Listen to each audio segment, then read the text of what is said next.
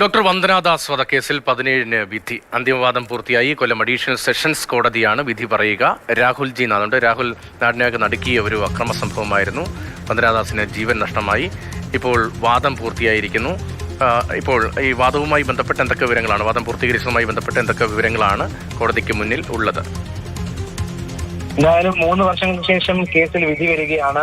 ആ വാർത്ത എങ്ങനെയാണ് മലയാളികൾ വളരെ അസ്വസ്ഥമായി എത്രമാത്രം സങ്കടത്തിലാക്കിയാണ് ആ വാർത്ത നമ്മളിലേക്ക് വന്നത്. എന്തായാലും അതിൽ അന്തിമവാദം പൂർത്തിയായി എന്നുള്ള കാര്യമാണ് റിപ്പോർട്ട് ചെയ്യാനുള്ളത്. കൊല്ലം അഡീഷണൽ സെഷൻസ് കോടതിയാണ് വിധി പറയുക.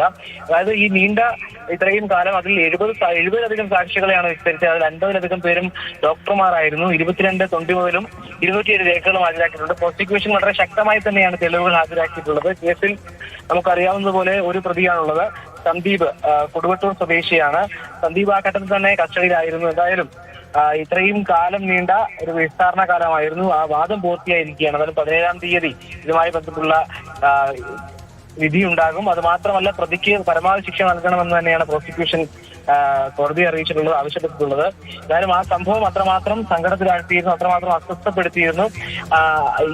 ഈ ഒരു സംഭവം ഡോക്ടർമാരുടെ അല്ലെങ്കിൽ ആരോഗ്യ മേഖലയിലുള്ളവരുടെ സുരക്ഷയ്ക്ക് എത്രമാത്രം പ്രാധാന്യം നൽകുന്ന ചർച്ചയ്ക്ക് തുടക്കം കുറിച്ചതാണ്. എന്നാൽ ഈ വിധി ഒന്നുകൂടി ഓർമ്മപ്പെടുത്തലാകും. ഇതുപോലെ ഉള്ള ഘട്ടങ്ങളിൽ അല്ലെങ്കിൽ ഈ നിയമം എത്രമാത്രം ശക്തിപ്പെടുത്താനുള്ള ചർച്ചകളൊക്കെ ഉയർന്നു വരുന്ന ഘട്ടമാണിത്. അവിടെ എന്തായാലും ഈ വിധി ഒരു ഓർമ്മപ്പെടുത്തലാകും.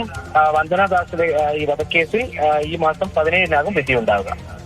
രാഹുൽ ജി നാഥാണ് വിവരങ്ങൾ നൽകിയത്. പ്രതിക്ക് പരമാവധി ശിക്ഷ നൽകണം എന്നാണ് പ്രോസിക്യൂഷന്റെ വാദം.